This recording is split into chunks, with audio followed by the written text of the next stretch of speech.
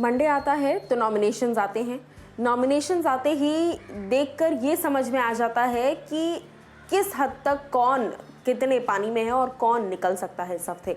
लेकिन इस बार जिस तरह से नॉमिनेशंस किए गए हैं उस पर अपने आप में कई सवाल खड़े हो चुके हैं। जी हाँ, क्या ये जायज़ नॉमिनेशन था या फिर अनफेयर था? क्या कुछ था, जनता का क्या कहना है इस पर, चलिए आपको बताते हैं।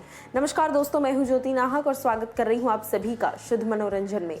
बिग बॉस के घर के अंदर हमेशा जब भी हमने देखा है नॉमिनेशंस की प्रक्रिया होती है तो जितने भी लोग नॉमिनेटेड होते हैं उनमें से देखकर लिस्ट समझ में आ जाता है कि अच्छा इस हफ्ते सबसे ज़्यादा अगर किसी के जाने के चांसेस हैं तो वो हैं ये बंदी या ये बंदा।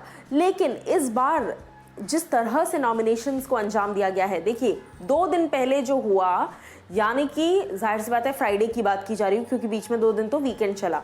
अब ऐसे में ये जो मुद्दा था ये वीकेंड का वार पर उठाकर उन्हें सजा दे दी जानी चाहिए थी, लेकिन बिग बॉस ने बहुत ही स्ट्रेटेजिकली इस हफ्ते ये किया।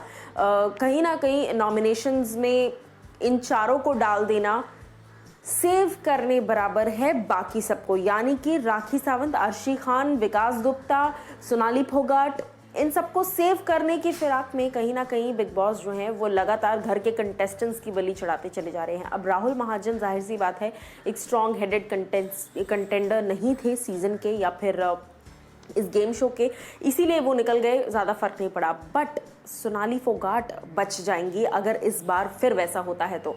बॉलीवुड लाइफ ने एक सर्वे किया जहां पर जनता का रिएक्शन मांगा गया और जनता की राय मांगी गई कि क्या ये जो नॉमिनेशंस की प्रक्रिया थी ये जायज़ थी या फिर नहीं, जिसमें से मैं आपको बता दूं 71% लोगों का ये कहना है कि ये जो पूरी की पूरी प्रक्रिया थी ये अनफेयर थी, इसका कोई सेंस नहीं बनता और बिग बॉस कहीं ना कहीं सिर्फ उनको बचाना चाहते थे, इसीलिए इनके साथ ऐसा कर रहे हैं।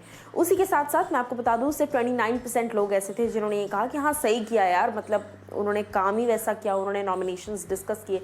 लेकिन अगर आप रुबीना, अभिनव, अली की बात गौर से सुने, ये लोग नॉमिनेशंस डिस्कस नहीं कर रहे थे, गठबंधन की डिस्कशन हो रही थी, जो कि दूसरी साइड पर बैठकर जो निकी हैं और राहुल हैं वो दोनों भी दूसरी साइड बैठकर वही डिस्कशन कर रहे थे।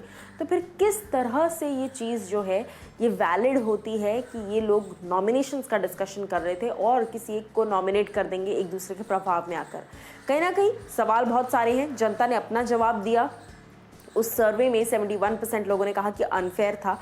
अब देखना ये होगा कि क्या आने वाले दिनों में और भी कोई नॉमिनेशंस होते हैं या किसी टास्क के जरिए किसी को नॉमिनेट किया जाएगा या किसी एक को पावर दी जाएगी कि अपने आप को बचा लो, इस तरीके से कुछ। वरना इन चारों में से कौन घर से बेघर होगा, जो भी होगा काफ़ी स्ट्रॉन्ग कंटेस्टेंट होगा, एटलीस्ट सोनाली फोगाट से तो ज़्यादा डिजर्विंग होगा। क्या कुछ आपकी राय है इस पर, ज़रूर हमें बताइए कॉमेंट सेक्शन में, और आप किसको नॉमिनेट होते देखना चाहते हैं ये भी।